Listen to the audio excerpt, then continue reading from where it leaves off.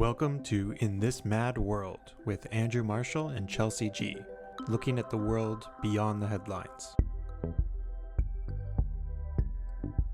Just a quick note, this episode has some audio issues. We felt the subject was important enough to release it anyway, but we're a new podcast, working out the kinks as we go. Bear with us. First of all, I'll just say that we're recording this on September 5th, just under a month ahead of the 1-year anniversary of October 7th, which was the beginning of this latest war, now at 11 months. So, Chelsey, I'll just ask, what's going on at the moment? What's on your mind? What are you following? What's grabbing your attention right now? That is a loaded question. Sure is. But I would say that my main thing, there's lots of things on my mind, obviously the things that are going on in the West Bank and just in general, how quickly things are escalating and yet like so little is being really done. Also just like, how the UK has now put an embargo on arms sales. And then we have like the US, I don't know if you've been like following along in their narrative around that. Like that's something that I've been like heavily fixated on, but mostly I think in the last few days has been the like continuous build up of demonstrators coming into Tel Aviv. And of course we understand like their reason for being there is maybe not always going to be the same basis that like we're showing up to the protests that we're attending, but they're still there. And like there's a large group of them and they are truly starting to call like for him to step down and their government to step down, and that they're finally starting to see that he truly is like the reason why these hostages are not coming home. He being Netanyahu. Yes. The Sorry. Yes. The devil. No, I'm just kidding. He's a contender. In human form. Yeah. So I heard I believe it was a BBC radio podcast interview with one of the leaders in the among the hostage families in that movement, who've been big participants in the protests, who have been very closely following the negotiations over the past 11 months, probably closer than anybody else, because they have the most prospect to gain out of it, apart from the Palestinians. But for them, the negotiations are more of a sideshow. They're more focused on their day-to-day survival rather than talks taking place in Doha or Egypt. 100%. But the Israeli hostage families, that's what they have to grasp onto, so they're paying attention. This one family member said that this group had documented 18 times where Netanyahu nixed an agreement, where he was basically responsible for preventing an agreement, preventing a ceasefire from taking place. 18 in the past 11 months. This is so crazy. And then each time coming out and blaming Hamas. Right. And remember, I think it was back in May when President Biden came out and said, out of nowhere, that the Israelis have a ceasefire proposal. It's their proposal. Everything is, set. We just need Hamas to agree. And then after he said it, the Israelis were like, we don't agree with this proposal that you said was ours. Just in typical fashion. Just like, yes, that was our proposal. We disagree with it. We will not agree to our own proposal. Sign on the dotted line. We just created it. And we're not planning on signing it. Yeah. And Hamas at that time was like, yeah, we'll wait to hear what the Israelis say, whether or not we can take this seriously. And then in the negotiations, Hamas would eventually accede to certain conditions. They would have their own red lines as well, of course, but they would basically move their goalposts, move their lines, and hit the new requirements put forward by the Israelis. And then the Israelis would say, okay, now you've met that criteria. Now we're going to put forward these new requirements.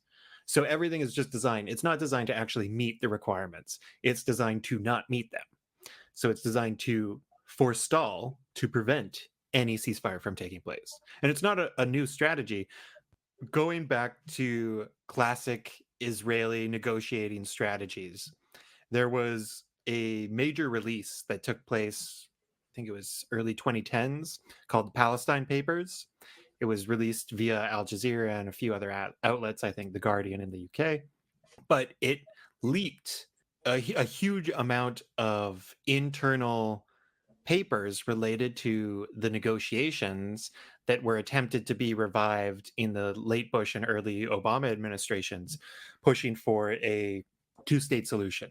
So negotiations between the Israelis and the Palestinians, with the Americans pretending to be unbiased mediators, or as been said many times, calling the Americans Israel's lawyer, which is the more accurate description. Yeah. I Which was is like, how it, damn. yeah, which is how it's been described by American negotiators. Brutal. um, They're like their own like truth tellers. Like it's so interesting. every once in a while, you get an honest participant. Yeah, like I just feel like there's always like someone out there like throwing out the truth, and then like all the like political parties are like, no, no, no, no, no, that person's completely out to lunch. They're not well. They just belong in a psychiatric ward, and it's like, okay, fine. There's a lot of that. Yeah, but there's a lot of that. Even in Israel, you look at statements by some former Shin Bet or Mossad chiefs, so intelligence chiefs, Yeah. and they'll say things like, Israel's an apartheid state. If I was a Palestinian today, I'd be taking up armed resistance against them. Just like things like this, where these are like mainstream establishment figures of the security establishment in Israel, and retired probably for a few years. Mhm. So no longer like in power and connected to that, but they're just able to say these things. They're like, in my world, this is like rational, logical statements of fact, and so they just kind of share that. There's a lot of that going on, and of course everybody has their own bias. But looking at the Palestine papers that were leaked regarding negotiations between the Israelis and the Palestinians, mediated by the Americans, where they were discussing the prospect of a two-state solution. This was the last main attempt at negotiations. So in the leaks, what you saw, you actually saw the back and forth of diplomats discussing the terms and talking about each other. So from Condoleezza Rice in the Bush administration to Hillary Clinton in the Obama administration, both of them were just abhorrent, terrible. But what was clear in the negotiations, in the leaks, was that the Palestinians, and their negotiating team was the Palestinian Authority in the West Bank, led by Mohammed Abbas, who's the head of Fatah and the PLO and the Palestinian Authority. And so his team was leading the negotiations for the Palestinian side, and they would basically agree to almost every term put forward by the Israelis, including things that would have the entire Palestinian society, the population, furious about. Like they agreed to hand over. Yeah, that's like why things started to go the way they did. Well, but I mean, like this was all behind the scenes. This was not a public process. Yeah. So the public wasn't aware of what the Palestinians were giving away in the negotiations, but they essentially gave up Jerusalem. They gave up the right of return, which is one of these main conditions, the idea that Palestinians can come back to their former homes. Yes. And so they gave up. A lot of people that say that that's not true. I'm like, okay. Look, where did you hear that that's not true? They're like, from an Israeli. I was like, all right. Not true in what sense? So I had people argue me that like that's like not a true fact, that they can return home. I was like, where did you hear that? I mean, from where? Like, where did you hear that? It is technically a internationally legally mandated thing in terms of there is a UN mandate. I forget the specific number, but it like issued right after the Nakba in 1948, where it stated that Palestinians have a right of return. So in terms of the right, they have the right, but in terms of Israel, they are not allowed. Exactly. They are not permitted. It is not a thing. It's one of the main red lines for the Israelis in negotiations, because for them it's all about demographics. So if the Palestinians can return from abroad, from exile, from the diaspora in America and Canada, wherever, and then they come back to their homes, they can become much larger population than the Israeli Jewish population, and then democracy is Mhm. theirs. Like that's the fear, right? So it's an absolute red line. But the Palestinian negotiators basically gave up into all these points, and every time they gave into a point to a demand of the Israelis, then the Israelis would say, the Americans would say, "Oh, look, the Palestinians, gave in to all your demands on these issues, these issues, these issues. Maybe we can move forward." And the Israelis say, "Oh, that's very interesting. Now here are our new three demands." And they just constantly move it further and further away. And then the Palestinians have to wring their hands and heads in terms of figuring out, oh, how do we accede to these negotiations without our own people like lynching us for basically giving everything away. And so the leaks came out, and they basically revealed that the Palestinians conceded on almost everything, and still it wasn't enough for the Israelis, which means that it wasn't earnest negotiations, and everybody knows that who pays attention. It was just about making sure that no two-state solution ever happens. It was about making sure that the negotiations don't lead to a solution. It's about making sure the negotiations continue or just fade away forever. And that's exactly the kind of strategy you see taking place presently with Yeah. Israel, with Hamas, and with a ceasefire or hostage deal. Like it's endless. And then using the death of the 6 hostages to now further distance from a ceasefire, when the lack of the ceasefire is why they died. And all the hostage families know that. The 300,000 people protesting in the streets, which you referred to earlier in Tel Aviv, they know that, and that's what they're protesting against. They're not protesting against the war, though some of them Yeah, exactly. are. And that's kind of like what I was trying to say. Like, we all know they're not there because of like the reasons that we're out and like talking about this and like having these discussions. But they're still, they're them, you know, putting themselves out there and standing up against their government is a movement of its own.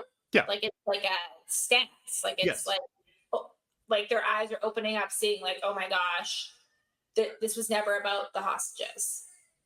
Yeah. And it's true that it's not a reflection of viewing the Palestinians as human beings, or and it's certainly not true that Palestinian human rights is a mobilizing issue for Israelis. It isn't. I mean, for Israeli Palestinians, 20% of the population, 2 million people, sure it is, but they're frightened into silence right now and Yeah. for the past year. But it is a reflection of the fact that there is growing discontent in Israel and growing opposition to the government and growing unrest and dissatisfaction. And that, I mean, it may not be for the same cause or mobilizing influence that, Mhm. say, drives us onto the streets in protest, against a genocide, but it's at least reflective that I guess the point I'm making is that it's not to be dismissed simply because it's not for the same cause. Yeah. It's still very relevant. It's still very important to pay attention to. And it could have large ramifications. I mean, even if you just look at it from, like, just imagine it from like a strategic point of view. Like if you view the Israeli state as, an enemy of the Palestinians, which is a very rational perspective, uh, and you want to help undermine that threat, then it is important that there is a major mobilization inside Israeli society against the government. That's very relevant. And it reflects weaknesses, fault lines, fractures in Israeli society.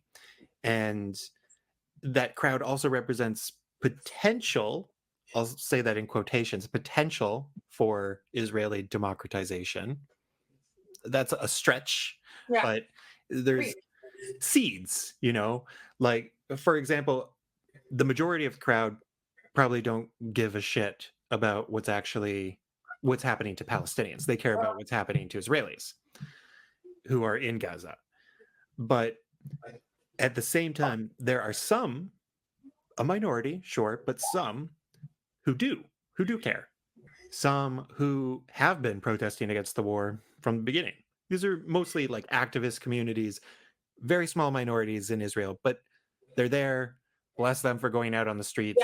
Can't be easy in that society. Lots of that, like in the West Bank too, like Sorry, Israelis. I do see Israelis like out in the West Bank as well. Like, there are activists yeah, who go out to these Palestinian communities and exist with them, especially in moments of confrontation, because yeah, they will put themselves between the settlers and the Palestinian yeah, villagers, because they're like, well, the settlers obviously hate and are extreme racist religious fanatics and hate yeah. Palestinians and think that their lives are worthless and meaningless, but they view Jewish lives as being I feel like supreme. just for a quick minute, I want to interrupt for a sec. Even though we probably majority of everyone knows what a settler is, I feel like we should just like quick Yeah, note on what that is. yeah, totally. Yeah, So the settlers are I mean, if you refer to social media discourse, every Israeli citizen is a settler, right? yeah, And yeah. there's a truth to that in the same sense that you and I are Yeah, descended I from was going to settlers say as we're well. settlers. Yes, Yeah. yes. Like we're not like the act like our, for I'm example, probably Scottish.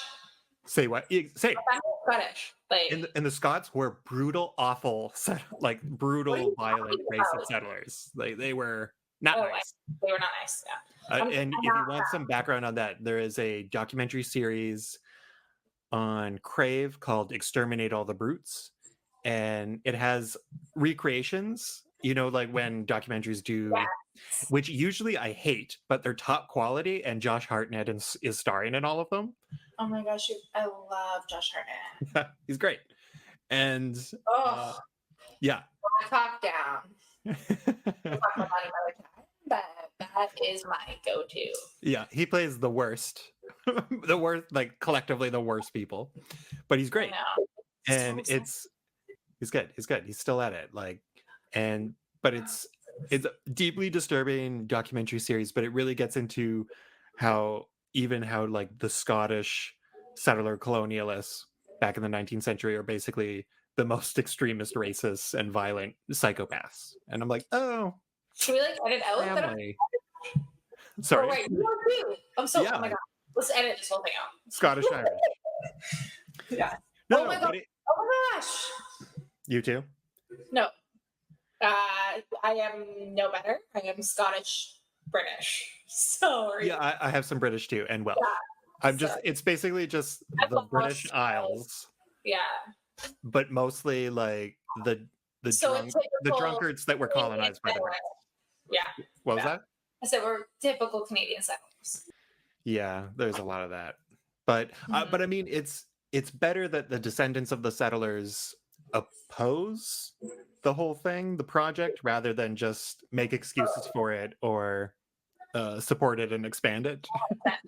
Like, could you imagine if it was like just like no, I couldn't even. I'm just like I think like that's like my main thing that I say to people. I'm like, if what you're doing right now speaks volumes to what you would have been doing like during those times when those things were actively happening, like you would have stood in that time of history.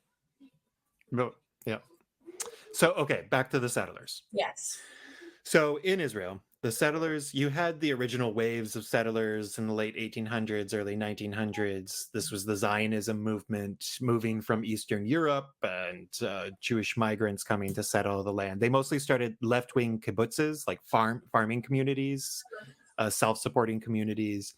They were kind of socialist. These weren't religious communities. It was culturally Jewish settler communities that laid the groundwork for the foundation of the state of Israel. Then after you had the founding of the state of Israel, 48, then in 67, you had the 1967 war, the Six-Day War. That's when Israel conquered the West Bank, Gaza, Golan Heights, and the Sinai Peninsula. And at that time, the occupation of the West Bank and Gaza in particular, also when it occupied East Jerusalem, I should add. So at that point, following this occupation, then you had the development of the religious settler movement named Gush Ketum, I believe, or Gush Enumim, and they were religiously driven settlers who viewed all the land as being given to them by God because their Bible says so, and therefore it's not only their right but their responsibility to go physically occupy, settle the land, displace the people who exist there, push them off the land. Maybe they could live as slaves or something, but the land is not theirs. It's for the settlers to take, to colonize, literally to colonize and conquer, and displace and essentially ethnically cleanse the Palestinians, whose name they never use. They're just Arabs. To them, Yeah. Palestinians don't exist. And so this movement over the decades, which has always been subsidized by the Israeli government, always.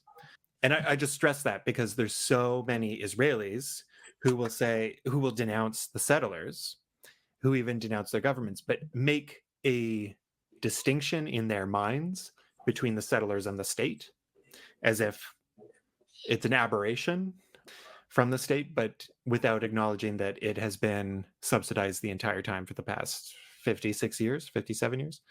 So not only are they subsidized, so the settler communities, they move in, they build homes, they build villages, usually on hills, hilltops overlooking Palestinian villages below.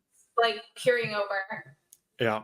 They're basically suburban communities looking like something you'd see in the suburbs in Calgary. Like, yes. 100%, right? Well, yeah. For all you Canadians that are listening. Yes. And, or for, I guess, here in Toronto, like Mississauga. And you. Oh my God. Toronto, not understand what Calgary is? Are you guys too good? I mean, a lot of Torontonians don't know anything outside of Toronto. Like if they grew up here, that's that like reminds me of like, I don't know, okay, so total like sideway here, but like Working Moms. Oh yeah. That's like a Toronto based show, and they have like a moment where one of the main characters has to move to this like god awful area of like Alberta, and it's just like the best part is it's like really close to where my brother lives. Like I completely understand this move, like horrifying, like oh my god. And just like I love how it's like it's so depressing, like the whole scenario of like around this like Toronto family that has to move there, like, and the wife just ends up leaving her husband there and just moves back to Toronto. Just does the long distance.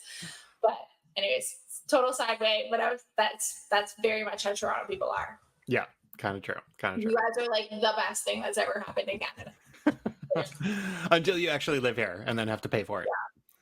So the settlements, yes, they're kind of like a suburb, basic suburb. They look like it. And then the government would supply, the Israeli government, I mean, supplies, garbage pickup, services, postal, they get their water, their energy. It's so crazy because these are illegal settlers. And so it's like also like just like illegal settlers. Yes. Illegal under international law because the Fourth Geneva Convention stipulates that if you are an occupying power, which Israel is in the West Bank and Gaza technically, if you are an occupying power, it is illegal to transfer your population into the places you occupy and thereby displace the existing population in that place. There's no excuse for that. There is no legal rationale for that under international law. And then another question I have for you to clear up for people then is going to be like, okay, so when you say like their population, but people are going there on birthright, like from New York City, and they're still going to protect those people who are like born American citizens, yet they immediately get Israeli citizenship and are placed there faster than probably anywhere else in the world would ever provide that. Colonial project, yes. And I just want to really emphasize that. Yeah. That a New Yorker. And to be clear, if you're from Brooklyn and want to claim Israeli citizenship and you go and do that, it doesn't mean that you have to live in the occupied territories. You could go live in Tel Aviv. You can go live. Yeah, you can live wherever. Yeah. But still, that's outrageous. Like I also. It also means concept. Yeah, it means that you can also go live in the occupied West Bank on these illegal settlements, and you can. There's about 750,000 settlers in the West Bank, and roughly a third of them are what are called ideological settlers or messianic settlers.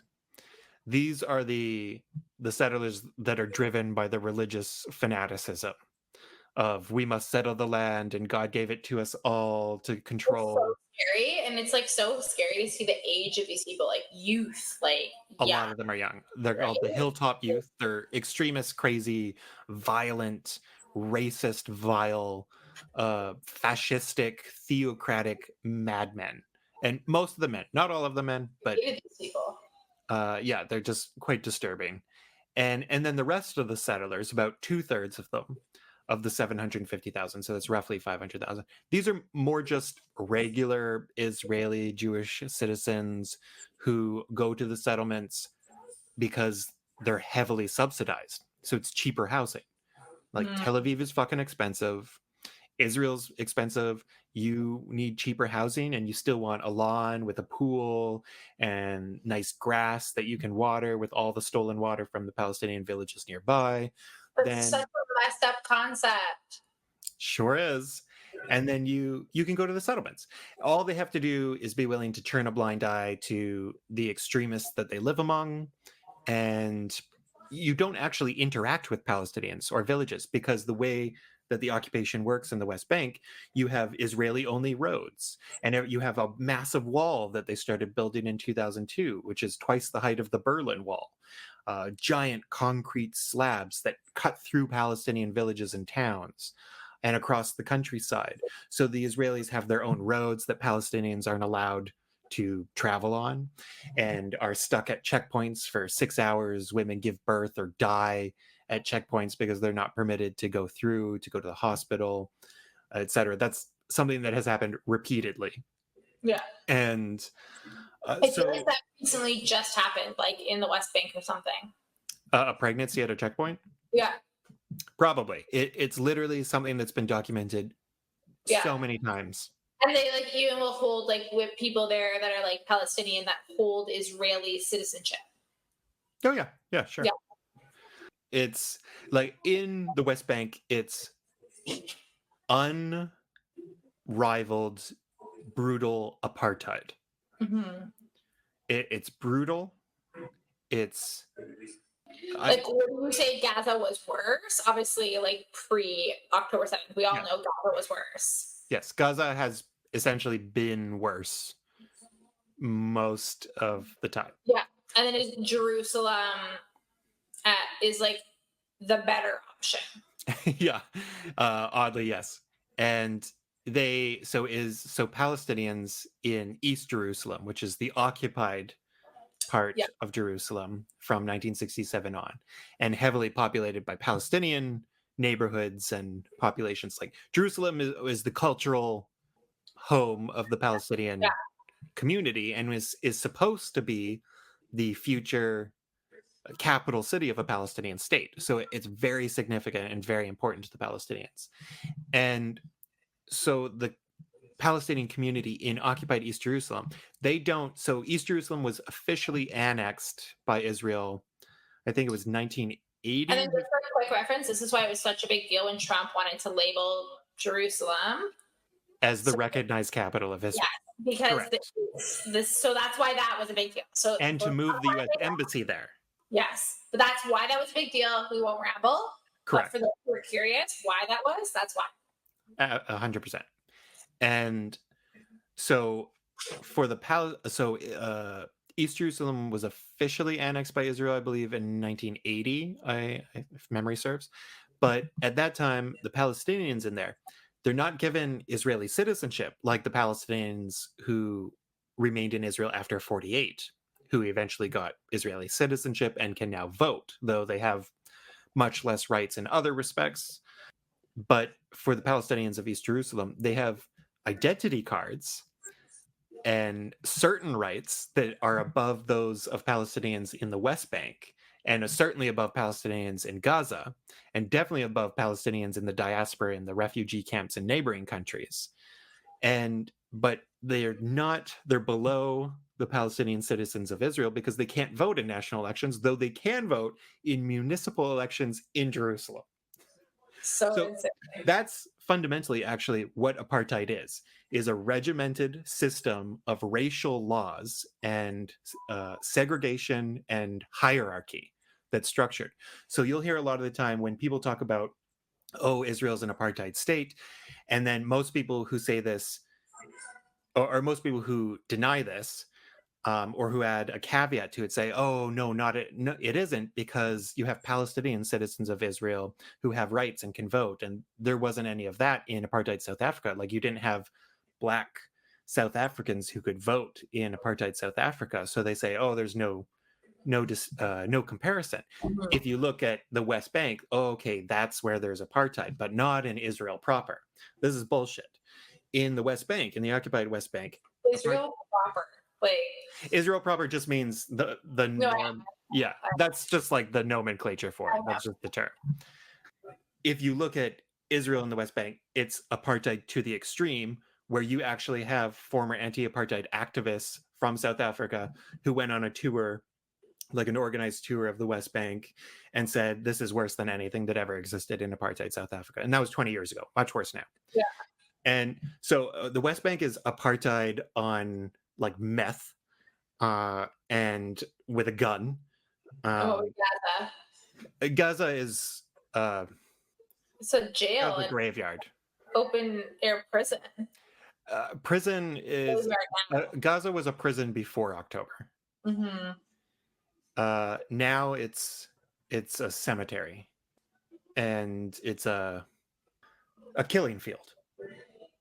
Gaza's next level. Gaza, it's hard to even describe Gaza as occupied. It's decimated. It's destroyed.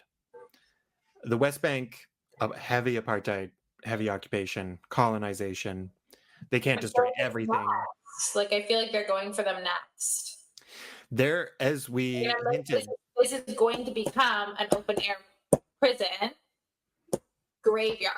And then Jerusalem, if you think you're safe, they're coming for you. Yeah.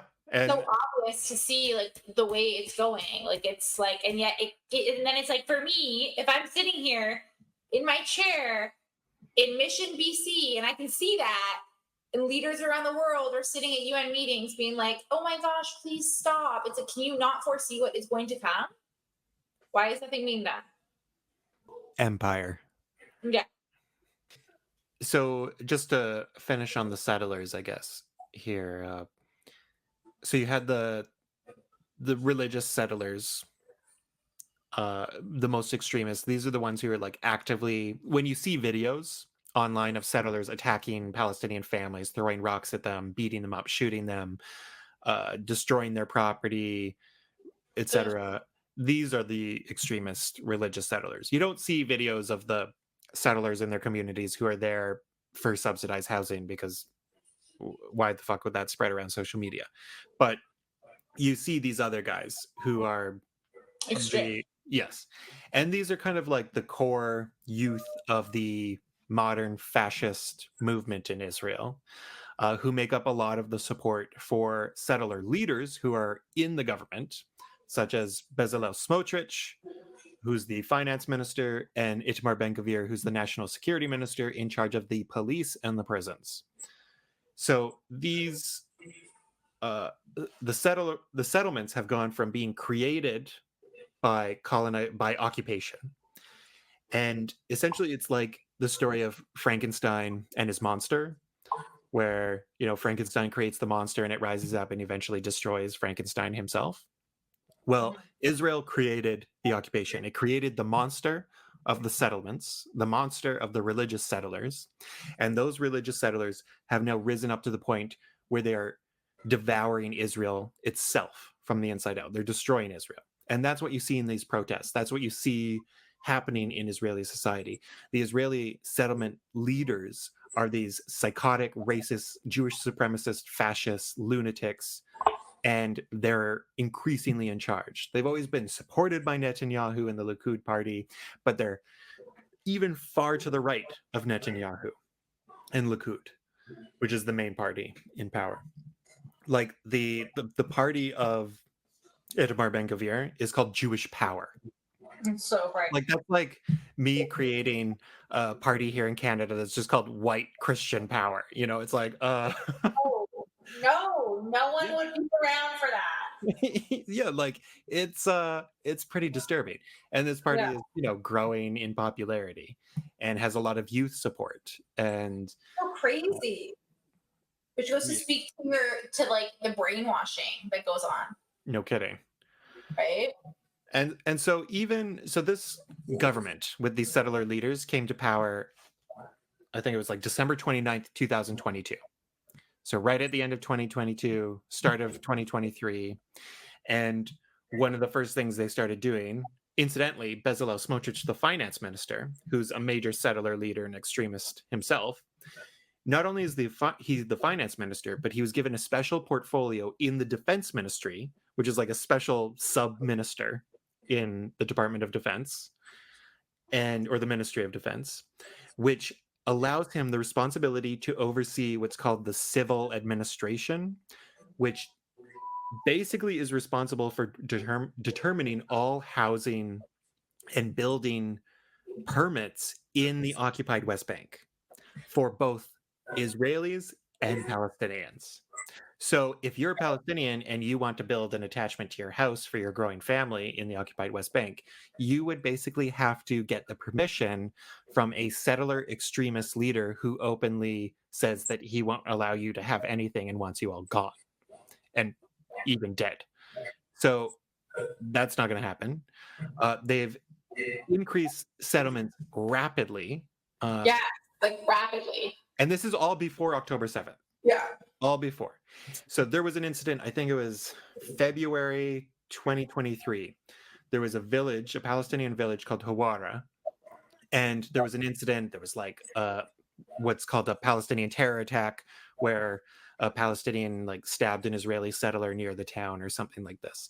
And the response was a massive Israeli Jewish pogrom against Palestinians, where hundreds of Israeli Jewish settlers descended on this small village of Hawara.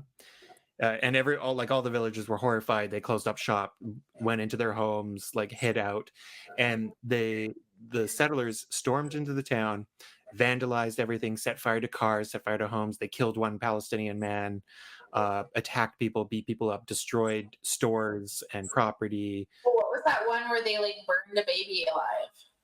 Yeah, that was back in 2014. They burned an entire family alive. Yes.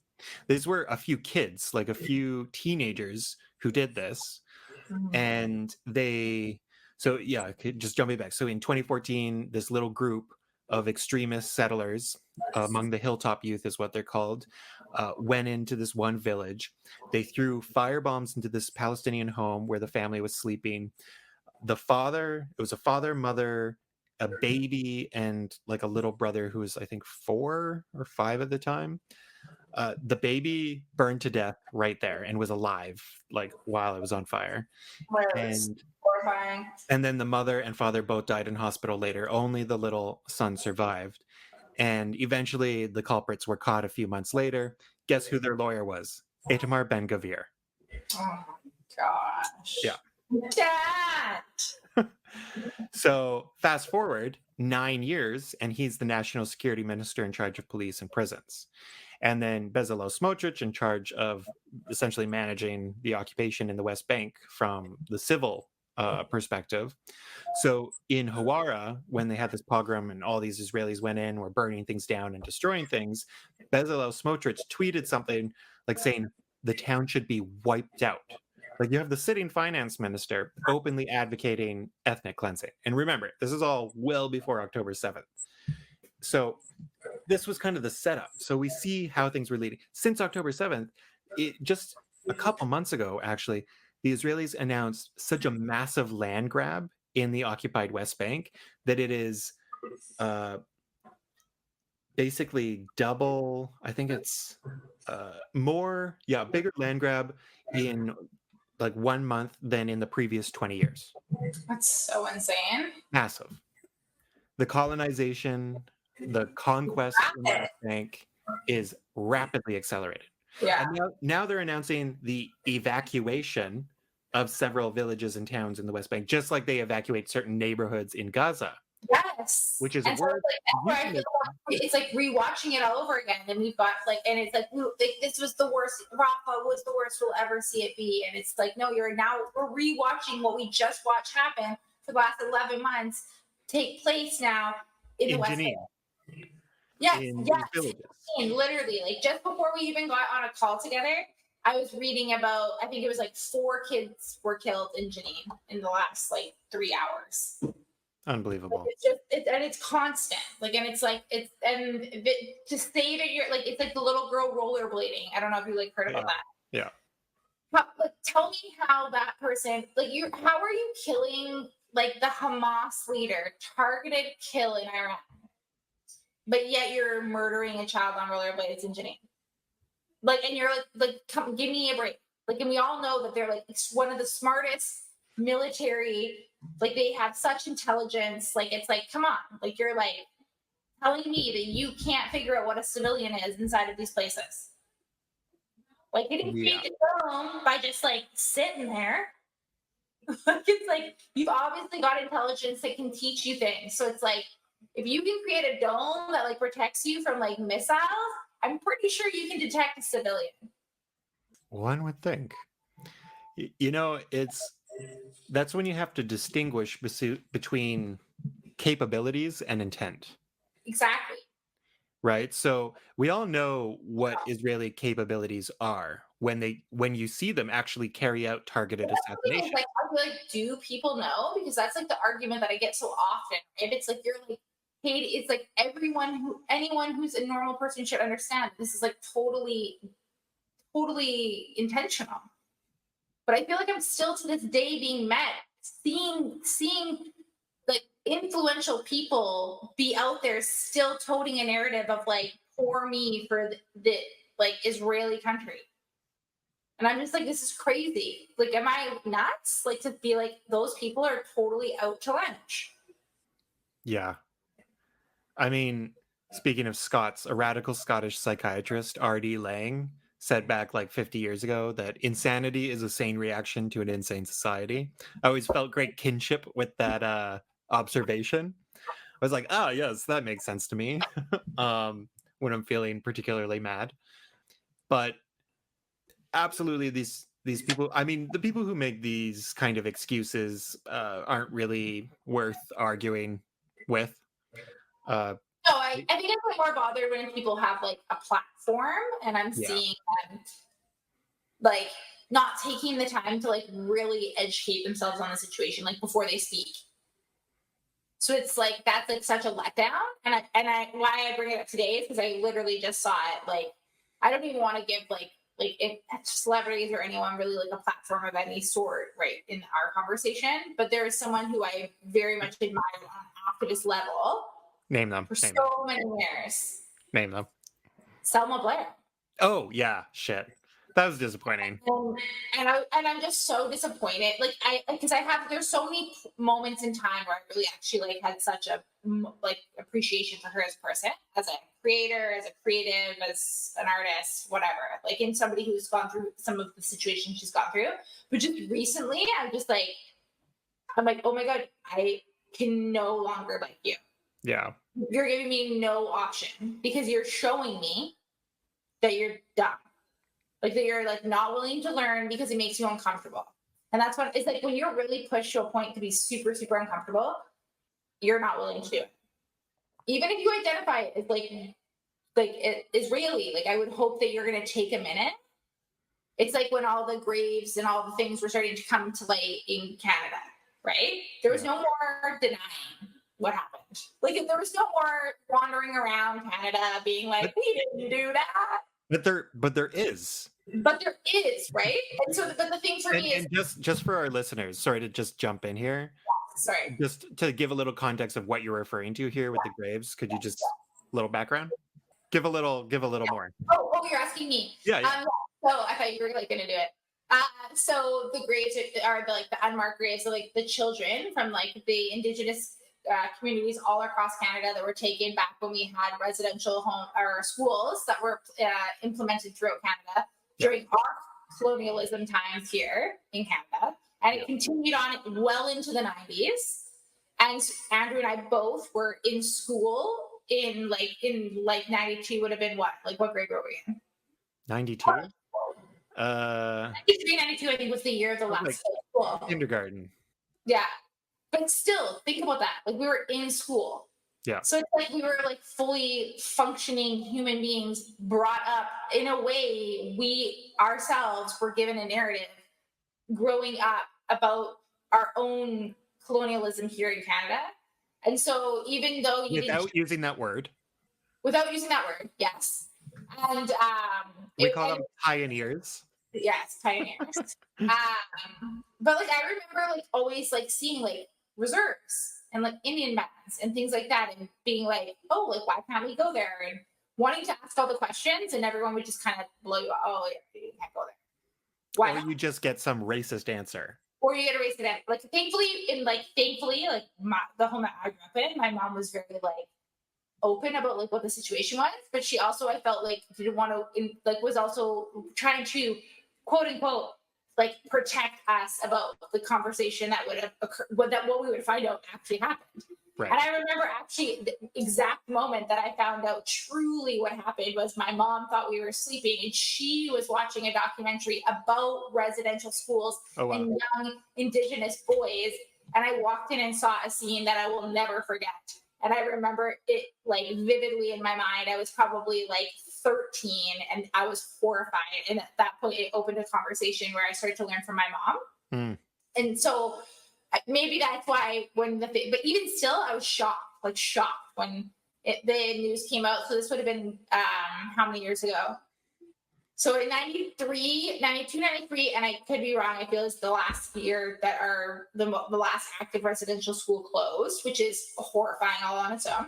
These are schools where kids were taken from their family homes, like stolen and forced into these schools, stripped of their cultures, their language, any connection to their family life, taught immediately that they were like ill and sick and wrong, and it was so indoctrinate.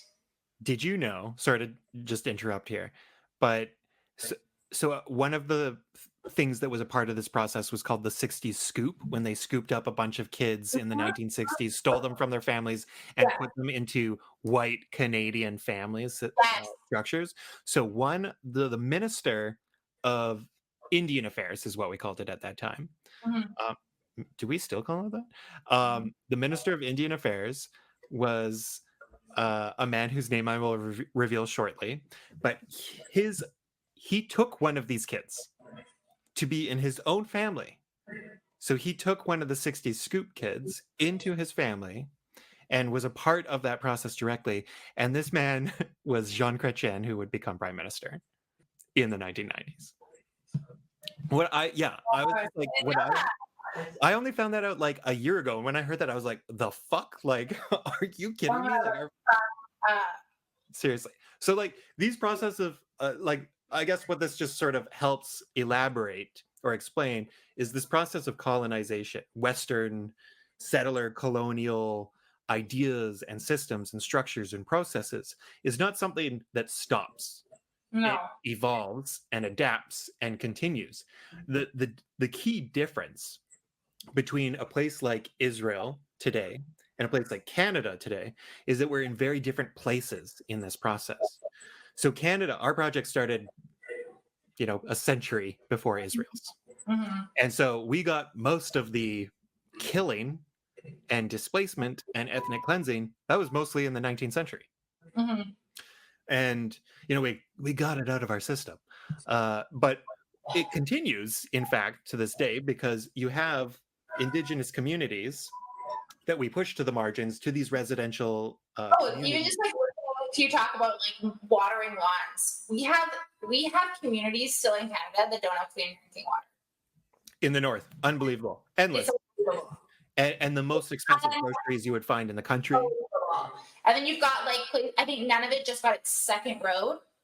Like it was like it had one exit, and during COVID we realized, oh my gosh, this is a community that has like literally no ins and outs. Like it's totally locked off, and they needed help. And it was like immediately Canada was like, well, you're up there on your own. Essentially, yeah. And except we'll have governments that are like, oh, we're going to make, providing water to a disparate Indigenous communities a priority. But what they mean is we're going to say these words and then never follow them up with any action. It's still occurring. And I feel like I hear it every fucking time. Or like in a run Like for any election cycle. any election, they're like, "Oh, the first thing I'm going to do," and it's like it's still not a thing. Like it's like shocking. There's no excuse. No, It's totally a thing. like what it was before was that in like the because it would have been so Kamloops where I went to university. Like it has one of the largest grave sites. And when I say the kids, it's what I'm referring to is that all these unmarked graves of young children were discovered all across Canada, unmarked, and it was for like In schools largely run by the Catholic Church. by the Catholic Church, and our prime minister heavily dodged it, like as much as he could. He literally avoided showing up in Kamloops at the school and went to Tofino and was like, I "Oh, remember that. vacation," and it was like at this moment you don't. And it was like so, and it's still to this day, new graves are being discovered. I mean, in the city I live in right now, the work that the city is doing to try to avoid having this done is astronomical. Like Wow. it's just even just you walk through the park here, it's like Heritage Park. I have a hard time walking through that park because it's literally on a residential school grounds. Wow. And they tore down all the old buildings and foundations and built this like park with a playground and like a little area where you can go and order food. And then is the all the markings and all the historic boards were about the Catholic school that ran the area. 1 second. And now the boards have been taken down, and they just say, "Oh, we will update these boards once we're able to like come to a conclusion of like what the true story is." Like, what do you mean? We all know what it is. Like, you literally have a graveyard in the middle of this park that's like over by like a bush that's only for the nuns and like people who have passed away here. But now we all know that while we walk on this ground, there's like unmarked graves all underneath it. Very disturbing. So that's what I was referring to. Yeah. Anyways, I rambled. Oh, we both did. So we can just kind of bring this now back a bit. Like we went off on a few tangents, which is great. But we kind of want to, pardon me? Passionate. Exactly. But we kind of want to bring it back into the focus on what is sort of presently happening in the West Bank in particular.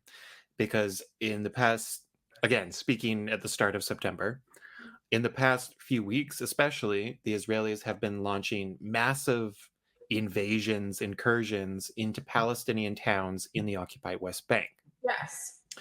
I think maybe it's worth explaining a little something about the structure of the occupation, because something that I would find a bit confusing, and that I did find a bit confusing when I was learning about the Second Intifada in the early 2000s, was this distinction between the occupied West Bank. Like, so you understand that Israel has a military occupation of the West Bank, but then it invades Palestinian towns in the West Bank. Like, how can you have how can you be an occupying power and then invade a place that you occupy? You know what I mean? Yeah. So I feel like that can be a bit confusing for people to grasp. So to break this down, in the 1990s, you had the Oslo process, which was the negotiations between the Palestinians and the Israelis to move towards a two-state solution. And so part of that process, they created the Palestinian Authority in the occupied West Bank, which is sort of the indigenous Palestinian internal governance structure. It's basically, it's entirely dependent on the Israelis for funding, for cooperation on security issues, etc. But it's essentially like the local neo-colonial indigenous governance force on behalf of the Israeli occupation, if that makes sense. Yep. Okay. To me, it does. Yeah. Okay. So it's like like to look at a comparison. The British colonized India, but they had local Indian administrators. Okay. Who worked on behalf, and the Indian colonial army was made up of Indians, not Brits. You know what I mean? So it's a very similar situation. So in the West Bank, you have the Palestinian Authority that was created, and then you have its security services, which are largely responsible for policing Palestinians, because that's what the Israelis were like. Oh, it's too much for us to be policing all these like Palestinian population centers, like towns and villages across the West Bank.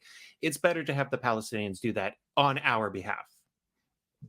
So that's kind of the purpose and the function of the Palestinian Authority. In large part, it has other functions as well, but that's the main thing. But then they divided the occupied West Bank into 3 areas: Area A, B, and C. Area A is the portions of the West Bank that are both military and civil control under the Palestinian Authority. So this is the main Palestinian towns. So towns like Nablus, towns like Jenin, and Ramallah, which is the capital, the headquarters for the Palestinian Authority.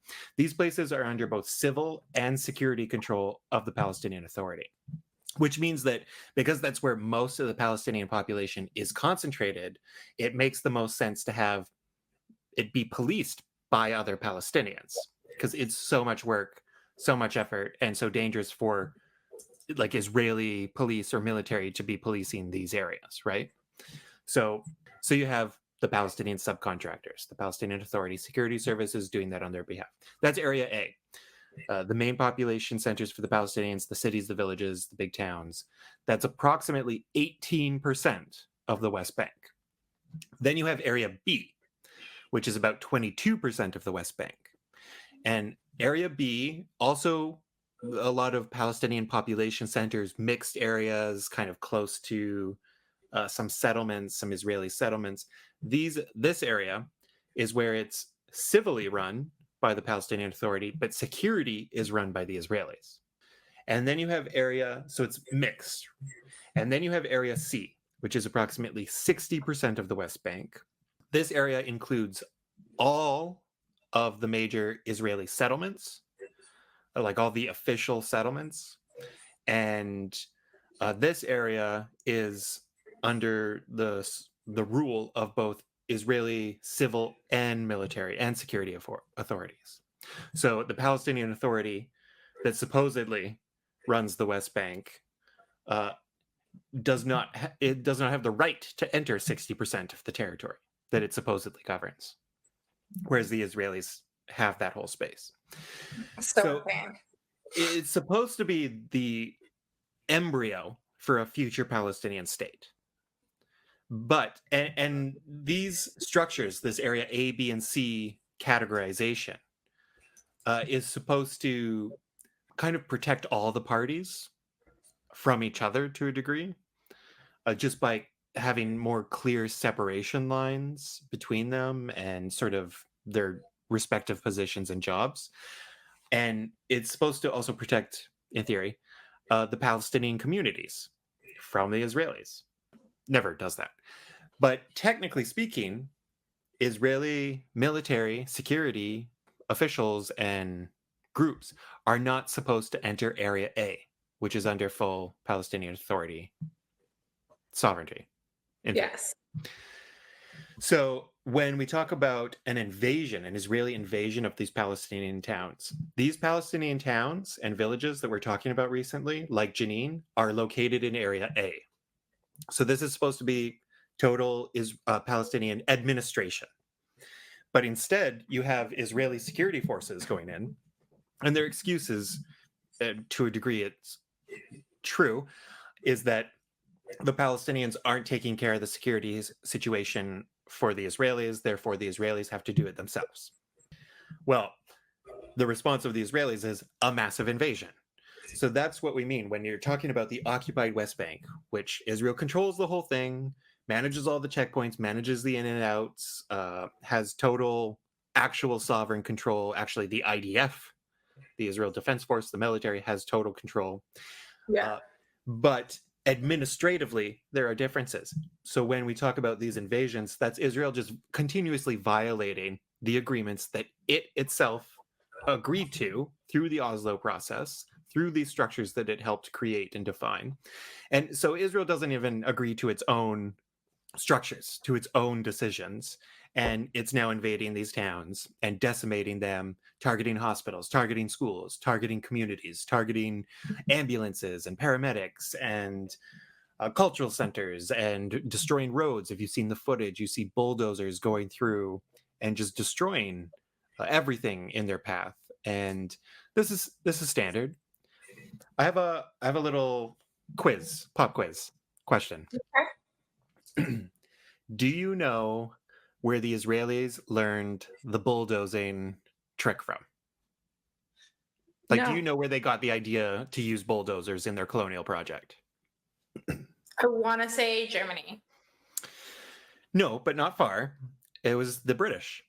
So when the British were the colonial rulers of Palestine in between World War One and like the end of World War Two, essentially, when the Brits ruled, when they were dealing with Palestinians resisting British colonial rule and resisting Zionist colonization of Palestine, the British responded. They would use bulldozers to also destroy Palestinian communities. And in the same way that the Israelis used them, where, say, there was a terrorist attack in Israel carried out by a Palestinian in the West Bank, the typical, and this is standard, this isn't new, this goes back decades and decades and decades. Uh, the response of the Israelis would be they would send in bulldozers and destroy the family home of the terrorist and bulldoze it down, like as punishment, just to be, punitive and petty, and to punish the family and the community for the act of this one individual. Whether or not the family knew or had anything to do with it doesn't matter. There's no equivalent. Like, you don't see the same in any parallel circumstance. Remember when you brought up earlier the incident of the Palestinian family back in 2014 that were burned to death Yes. by some Israeli Jewish settlers? Well, the uncle of the one surviving boy of that family was very public at the time, saying that because the Israeli state acknowledged that that was an act of Jewish terrorism, which is how they defined it. So they said, oh, okay, we will now use administrative detention so you can hold them without trial. But then the uncle, the Palestinian uncle of the one surviving boy of this family, said that, well, if these are terrorists, then they should treat them the way that they treat Palestinian terrorists, and the family homes of these guys should be bulldozed. And he was very publicly calling for this. He was like, bulldoze their homes. And of course, the Israeli government did not and would not do that. But that just shows, the imbalance, the hypocrisy of this whole process. But it was the British that they learned this technique from, that brought the bulldozers to Palestine. Oh my God, I did not know that. Fun fact. That's crazy. But yes, so that distinction is how we come to sort of understand the terms of referring to these latest military campaigns, terror campaigns by the Israelis in the West Bank, why they can be referred to as invasions within an occupation. And I highly recommend to all listeners, if you really, because it's very hard to like describe these things without visually seeing it. Yeah. Like, it's quite a complicated thing, right? So I highly recommend everybody to go to the website of this Israeli human rights group, which is responsible for monitoring and reporting on the occupation. They do really good work. Their name is B'Tselem. That's B'Tselem. And on their website, you actually have interactive map of the occupation where you can go through and it'll show you area A, B, and C, and you can zoom in and you can explore the different towns, the different villages. You can see the wall, how it bisects across the West Bank. You can see where the settlements are, where the Palestinian towns and villages are. It really shows you like the details of what the occupation looks like and what these divisions are and how it's all structured. It's really fascinating stuff. Very disturbing, very complex. There's like endless academic tomes that are written, like massive, very thick books written on all like the scientific details and aspects of the occupation itself and how it's built even into the architecture of everything. It's fascinating, deeply disturbing, and like deranged, but very interesting. I love how you say that. What? Deeply disturbing. I mean, it is. It's like when you put that much effort, like humans are capable of so much, right? Humans are like fascinating. Like there's so much potential, there's so much capability, and we have such grasp. Like even somebody who you might consider to be like an idiot will surprise you with what their mind is capable of retaining and collecting and analyzing. Like people who have, maybe no knowledge, no interest in politics or the world, but like when it comes to sports, they know every detail of every team, who was traded for what, who the owners are, what the details are. They know everything. Their mind is able to like comprehend and collate and go through all this information and understand it. It's just unfortunate that's usually often about something pointless. But in terms of like looking at this, you have people and human systems that are capable of so much and so much detail and building complex, complicated, creative things. But when it's pushed towards something like managing an occupation and controlling 3 million people and making their lives miserable, but doing it in this, decades long, nearly century or 50 years long occupation, and trying to totally manage millions of people, it is disturbing. It's impressive. You have to step back and sort of just like look in awe at this structure that was created and built for over 5 decades. It is impressive in just those terms, but it's horrifying. Its purpose is awful. Its function is destructive, but it's highly effective. It's impressively disturbing, That's true. which is really like the Israeli project as a whole. Honestly, the whole situation is horrifying. Like, I feel like everything I learn about this is overwhelming. Yep. And then it's like, you're like, oh my God, I can't believe I'm like, I always go back, like, obviously we have our own situation here in Canada, but I go back to like the one that, like, and this is like so sad to say, like, which was drilled into us when we were in school, which was the Holocaust. Like, we obviously probably should have learned a lot more about what happened to our own, like, to people from our own country. But I feel like I look back and I'm like, we're just like not learning anything from history. Like, it even like, so it was so early on that we just started like re-talking about all the things that happened here in Canada and in the United States. And then we're turning a blind eye to like this same thing happening in like real time. Yeah. Really hard to like even rationalize that. Right. So then it's like, then people are like, well, I don't want to pay attention because then it's like exactly that situation, right? It's so hard to understand. And I'm like, but then if you don't take the route of that, that's why we're here. Bingo. Well, I think that's probably a good depressing note to end this particular episode on. We're just kind of sad. Yeah. But I mean, we're not really an uplifting podcast. That's not precisely our focus. That's so true, actually. But I still am like, oh, it's depressing. I was just gonna say that like we can bring the mood up with a future episode when I talk about the resurgence of German fascism, because we can do an episode on the Alternative for Deutschland party in Germany, the sort of rising neo-Nazi party, because they were in the news in the past week, again speaking early September, because for the first time they came in first in a regional election in Eastern Germany. And yeah, it doesn't mean that they are the governing authority, because they have to form a coalition. And so there's going to be other parties trying to form a coalition to keep them out. But they came in first in regional elections in 1 or 2 states, actually, for the first time, which is a benchmark, deeply disturbing benchmark. They were founded 11 years ago, and now they're winning elections. And this is these guys are scary. Like Marine Le Pen, the French fascist leader, who almost recently won elections in France as well, she refused to form a bloc in the European Parliament with the AfD in Germany, because the AfD is too extreme for Marine Le Pen. What? Her father was an actual anti-Semitic kind of neo-Nazi, and like actually, and the AfD are too extreme for her. So the AfD are some scary Germans. Gosh. That's insane.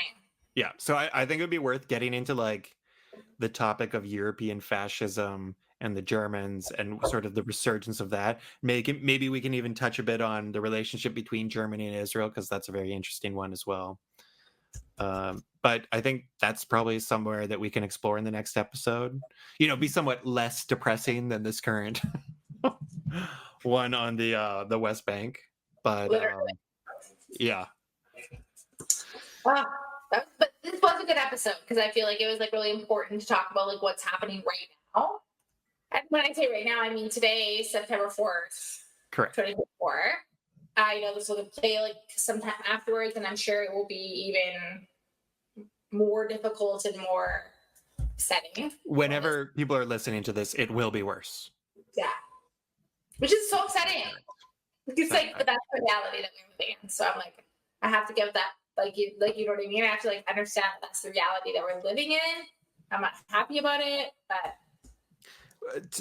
to try and end on a slightly positive take, not delusional, but slightly positive, I would just say that this is the whole point. Like, this is the whole point of us talking. This is the whole point of people to educate themselves on this subject, as depressing as it is, as upsetting as it is. The only way that things like this change is by people actually figuring out, actually educating themselves and trying to do something about it. This is something that we're trying to do. Like, this podcast is our effort.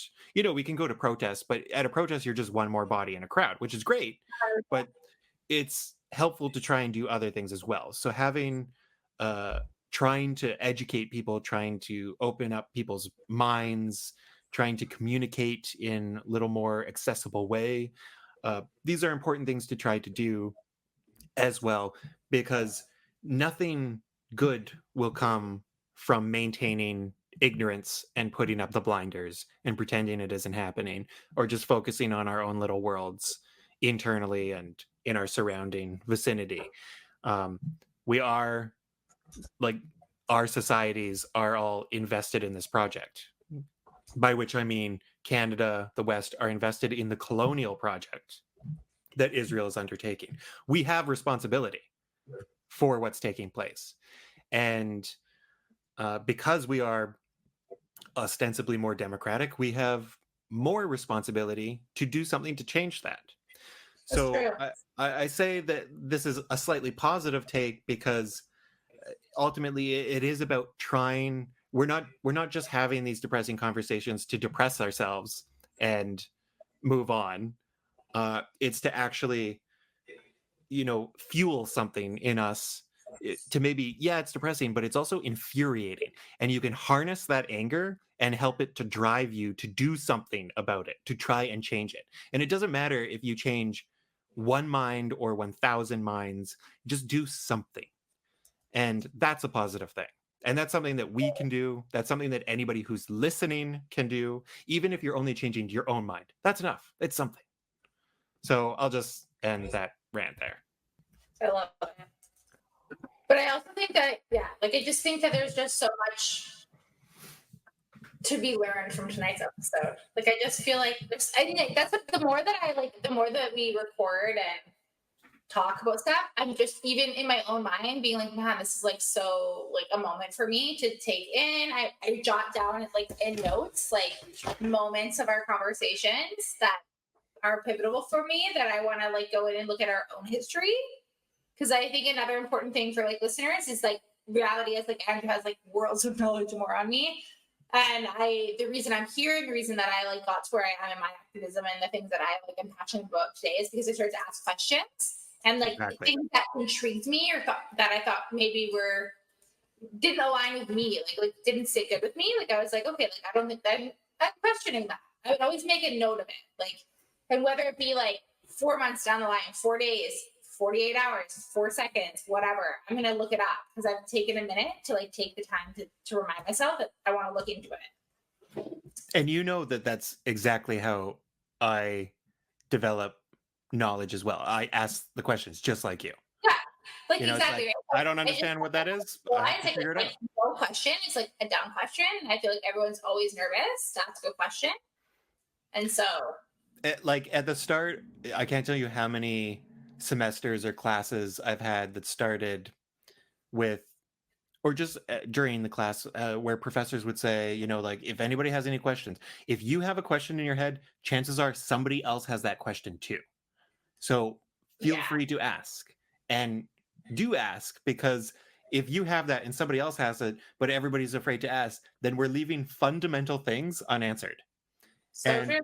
and you know, like, I've been so immersed in a lot of like this research for so many years and for so long that it can become almost second nature in your head, where you can just throw out these words and terms and references that are second nature to you. Like, I'll say like Oslo or Palestinian Authority or Area A, you know, things that have come up tonight. But I could be talking to somebody who doesn't know what any of those things are or mean, and maybe they won't say anything because they're afraid that if they interrupt me and ask what they are, that I'll think they're stupid or laugh at them or scoff at them or something else, and just let it go. But then if you don't ask the questions, pretty much everything else I end up saying isn't really going to make any sense because you don't understand the fundamentals. So it's like being able to actually say, what the hell is that? Wait a second. What are you talking about? Define this term, define that. And that's why, like, this format makes sense to us. And that's why I think it is so good talking to you about these things, because you will ask the questions and you will interrupt and you will make me think, okay, yeah, how the hell do I explain this? And if I can't explain it in an easy way, then I don't even get it, you know? And I need to know more about it. Awesome. That's fun. In This Mad World is a podcast from empireandeconomics.com, hosted by Andrew Marshall, that's me, and Chelsey G.